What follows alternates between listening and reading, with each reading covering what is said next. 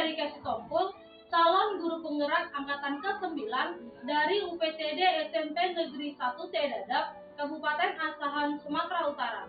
Video kali ini adalah percakapan atau wawancara dengan Kepala Sekolah UPTD SMP Negeri 1 Cedadap terkait dengan tugas demonstrasi kontekstual modul 3.1 pengambilan keputusan berdasarkan nilai-nilai kebajikan. Pada saat hari ini saya tidak sendiri, saya ditemani oleh Kepala Sekolah SMP Negeri 1 Cedadap, yaitu Bapak Parianto SPD. Selamat siang Pak. Ya. Apa kabar Pak hari ini? Baik. Mohon izin Pak, untuk hari ini saya menyita waktu Bapak sebentar karena saya mau melakukan sebuah wawancara dengan Bapak terkait dengan pengambilan keputusan berdasarkan nilai-nilai kebajikan untuk permasalahan-permasalahan dalam bentuk dilema etika atau etika moral. Baik Bapak, saya izinkan bertanya Pak untuk melakukan wawancara ini. Pertanyaan pertama Pak, selama ini bagaimana Bapak dapat mengidentifikasi kasus-kasus yang merupakan dilema etika atau bisikan moral? Dilema kasus dan Dilema etika dan bisikan moral. Pertama saya dengan Wakasek dan juga DP dan wali kelas itu mengadakan rapat kecil untuk mengetahui dilema apa saja yang ada di sekolah kami. Nah, seterusnya nanti setelah ditabulasi atau diberikan keputusan dari rapat kecil tadi, maka kami ambillah tindakan-tindakan.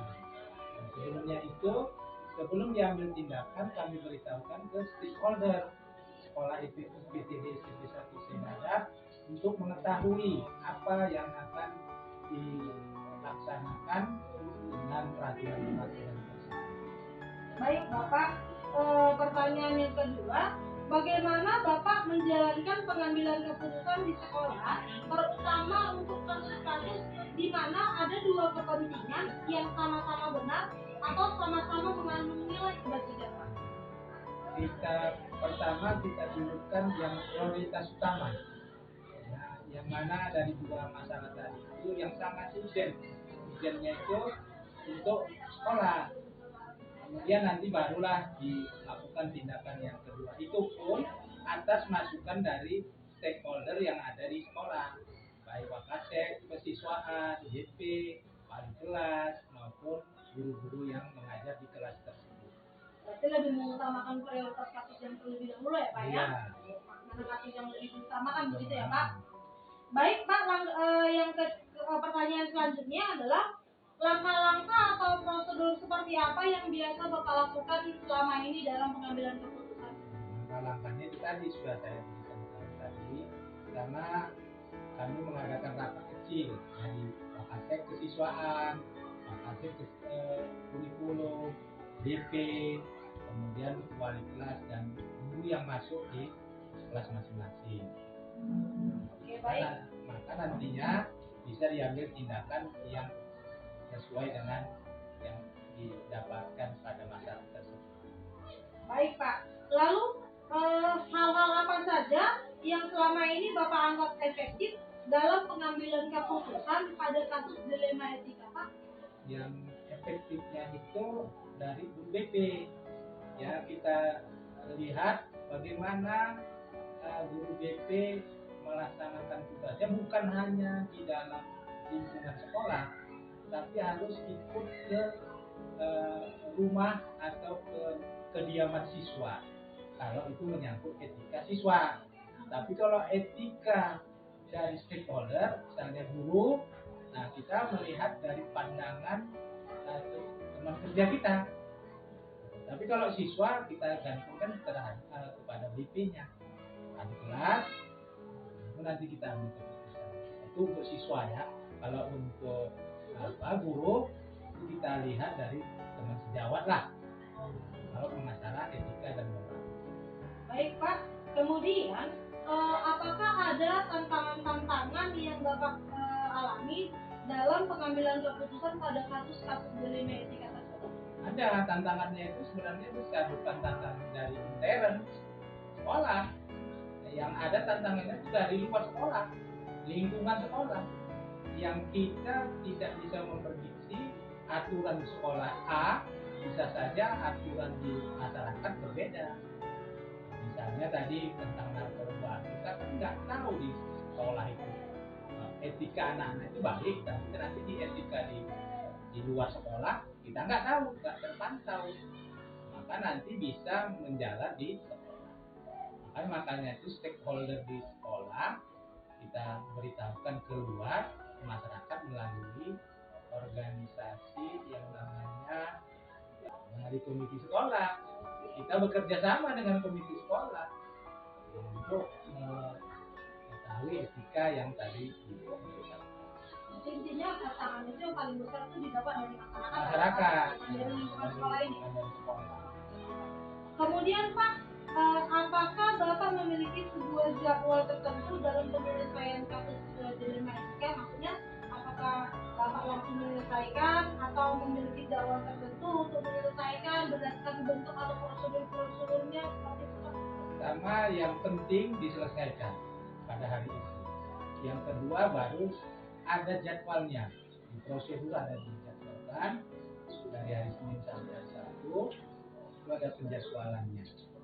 Tapi kalau ada yang sangat penting itu didudukkan, baru ada terjadwalnya.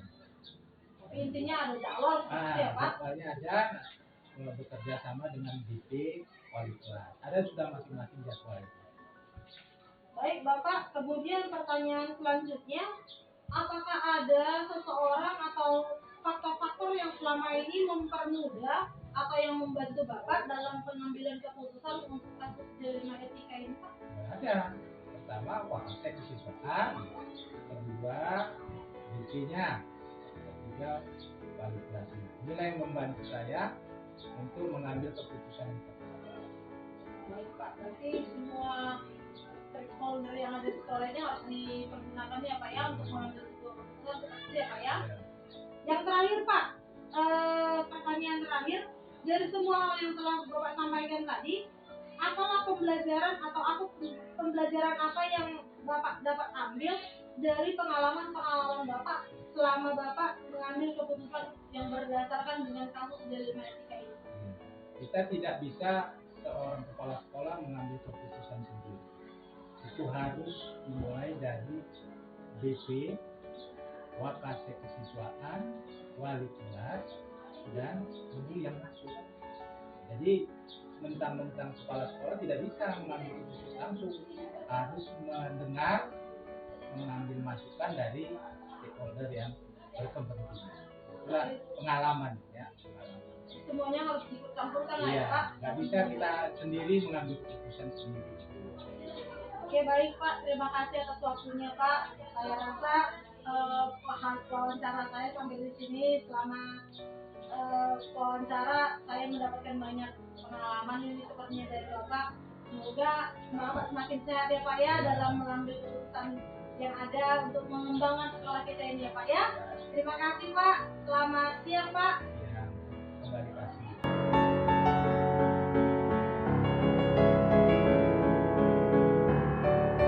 Salam Guru Penggerak. Perkenalkan, nama saya Dewi Erika Sitompul, calon guru penggerak angkatan ke-9 dari UPTD SMP Negeri 1 Sedadap, Kabupaten Asahan, Sumatera Utara. Video kali ini adalah wawancara yang diwakili oleh salah satu kepala sekolah di Kabupaten Asahan dengan topik pengambilan keputusan berdasarkan nilai-nilai kebajikan. Pada video kali ini saya tidak sendiri, saya ditemani oleh Bapak Edi Saputra Siagian. Beliau adalah kepala sekolah dari SMP Negeri 3 Simpang 4. Selamat pagi Pak Edi. Selamat pagi Bu. Apa kabar Pak? Alhamdulillah sehat. Semoga semuanya berjalan dengan lancar ya Pak ya, segala urusan yang berkaitan dengan kependidikan kita ya Pak ya. Amin, terima kasih. Baik Pak, di sini saya melakukan sebuah tugas, yaitu melakukan sebuah wawancara dengan salah satu kepala sekolah yang ada di Kabupaten Asahan ini dengan modul pengambilan keputusan berdasarkan nilai-nilai kebajikan yang kita lihat dari permasalahan-permasalahan yang ada di sekolah ini. Bersediakah Bapak untuk memberikan waktu terhadap saya, Pak? Bersedia. Baik, Bapak, bisa kita mulai, Bapak, wawancaranya? Silakan. Terkait dengan pengambilan keputusan, Pak, selama ini bagaimana Bapak mengidentifikasi kasus-kasus yang merupakan dilema etika atau bujukan moral? Ya, terima kasih. Jadi betul pertama harus kita pahami secara bersama bahwa sekolah sebagai unit pendidikan dalam penyelenggaraan pembelajaran harus memiliki aturan-aturan dan tata tertib, di mana aturan dan tata tertib itu gunanya adalah dalam rangka untuk mencapai tujuan pembelajaran secara maksimal di sekolah ini. Berbagai macam kasus pelanggaran tentu itu berhubungan dengan ketidakpatuhan para peserta didik dan seluruh elemen dalamnya dalam mendorong tata tertib yang dimaksud. Nah, terkait dengan hal ini, tentu kalau kita mengidentifikasi tentang adanya dilema etika dan bujukan moral, ya pertama dalam pemahaman saya kita harus merujuk kepada aturan yang ada yang terdapat di sekolah.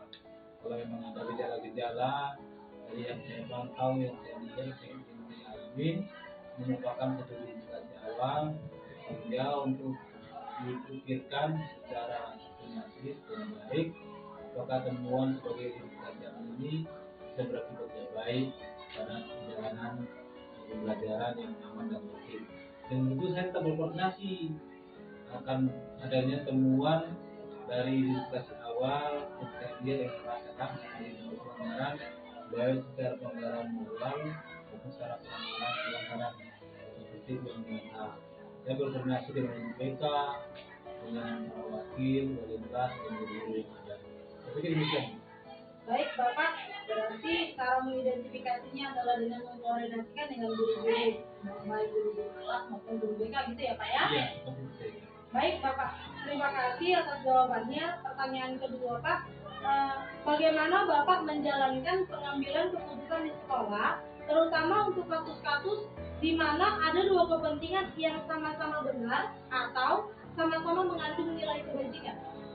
Jadi yang selama ini saya lakukan dan kami lakukan bersama-sama dengan kawan-kawan guru di pendidikan kita, bahwa kita lihat dulu dasar pelaksanaannya, kemudian kepentingannya, kemudian yang paling utama adalah dampak masa depannya, dampak berkelanjutan pada masa yang dekat atau pada masa yang datang.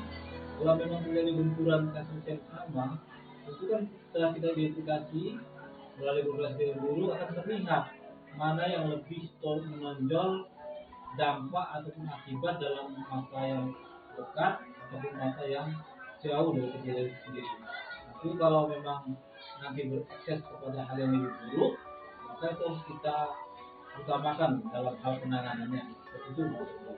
Berarti dispesifikan lah ya Pak, Ya. ya dikelompokkan dulu seperti itu ya Pak.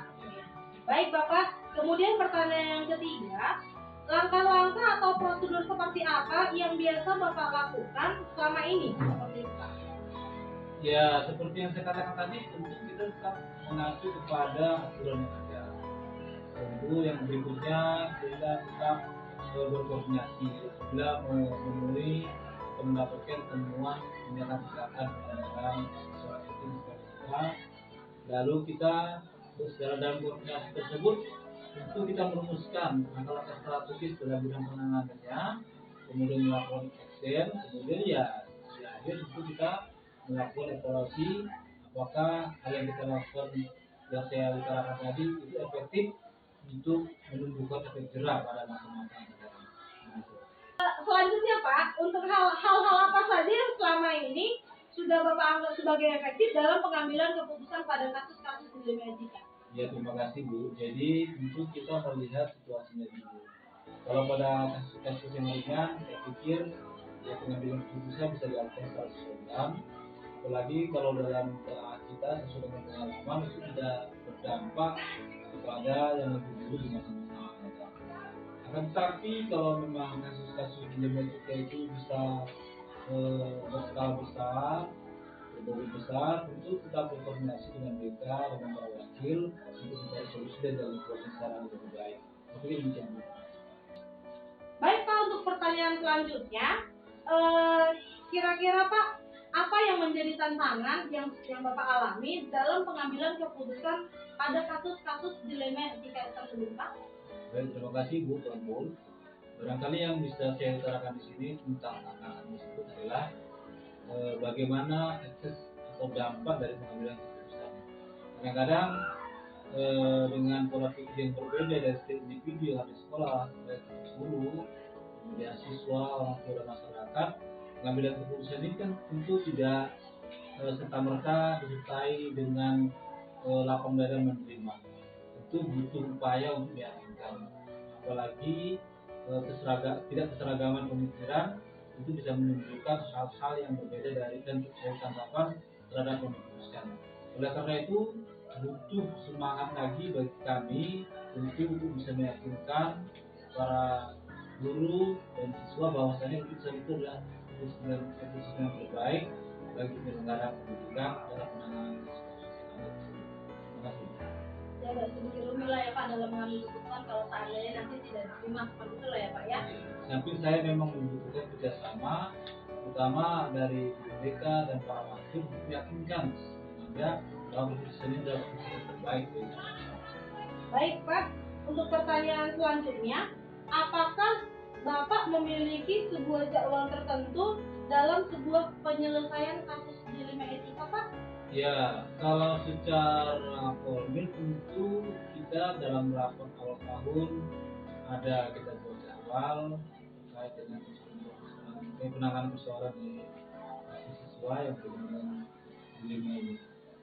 Tapi secara spesifik dapat saya katakan tentu penyelesaian ini adalah bersifat insidentil. Artinya kalau memang saya menemukan sebuah kasus, sebuah persoalan yang berhubungan dengan siswa terkait dengan pembelajaran di sekolah, tentu dengan serta-merta saya mengambil tindakan untuk penyelesaiannya. Jadi demikian Bu. Berarti tidak jadwal nggak terlalu Tidak terlalu dibutuhkan pada jadwal. Selesai. Kecuali kalau dalam hal bimbingan dan pengarahan, itu bisa berkolaborasi dengan berapa, menjadi apa, seperti itu.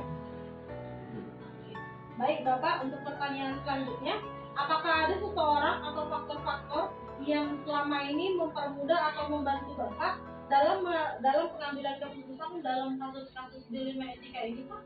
Ya pasti ada. Semua teman-teman dan kawan-kawan saya yang berada di lingkup DPD 1934, saya pikir menjadi sebuah faktor penentu dan pendukung dalam rangka untuk mempermudah saya dalam mengambil keputusan pada kasus-kasus dilema etika. Utamanya tentu guru BK yang selama ini saya andalkan bisa menangani kasus-kasus, kemudian para wakil. Sebagaimana kita ketahui sebenarnya kalau kita melirik ke belakang dalam teori pendidikan disebutkan bahwa setiap guru merupakan konselor. Artinya guru juga memiliki kewenangan dan tanggung jawab dalam rangka untuk menegakkan disiplin sekolah, tidak terkecuali pada kasus-kasus dilema etika yang menyangkut dengan siswa kita di sekolah yang Baik Bapak, pertanyaan terakhir Pak dalam wawancara ini, dari semua hal yang sudah Bapak sampaikan tadi, kira-kira pembelajaran apa yang Bapak bisa ambil dari pengalaman Bapak ketika mengambil sebuah keputusan untuk kasus-kasus dilema etika ini? Ya, terima kasih Bu. Jadi sebagaimana yang kita maklumi bahwa kita dalam melaksanakan pengabdian di satuan pendidikan ini tetap mengacu kepada undang-undang Disiplinasi. Kemudian tentu runutannya kita mengacu kepada visi dan misi sekolah serta tata tertib yang ada di satuan pendidikan kita. Jadi yang selama ini saya rasakan dan yang kami rasakan dengan adanya upaya untuk meminimalisasi kasus-kasus dilema etika, kami semakin menambah pengetahuan dan pengalaman serta semangat. Paling tidak kita bisa mengambil titik poinnya bahwa tidak ada kasus yang kita anggap remeh terkait dengan pembelajaran. Semua persoalan bisa menjadi bibit bahwasanya itu akan menjadi perusak ataupun penghalang bagi terlaksananya pembelajaran yang penting dan menyenangkan untuk mencapai tujuan di sektor pendidikan ini.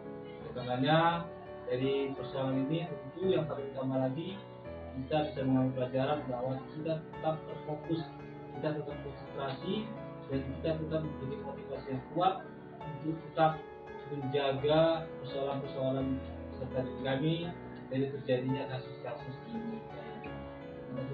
Terima kasih Pak atas waktunya. Saya rasa saya mewawancarai orang yang hebat ini Pak. Dari semua yang Bapak katakan, pengalaman-pengalaman Bapak menunjukkan bahwa Bapak benar-benar melakukan tugas yang sangat luar biasa, apalagi dalam pengambilan keputusan ya Pak ya. Karena kalau pengambilan keputusan ini kan Pak banyak dilemanya. Ada yang mau menerima, ada yang tidak. Tapi dengan hasil pembicaraan kita tadi, saya mendapat banyak pelajaran dan pengalaman ini Pak. Jadi terima kasih Pak atas waktunya yang sudah Bapak berikan. Terima kasih Bapak sudah memberikan waktunya untuk saya wawancarai berkaitan dengan pengambilan keputusan untuk dilema etika ini. Terima kasih Bapak. Selamat pagi Bapak. Selamat pagi.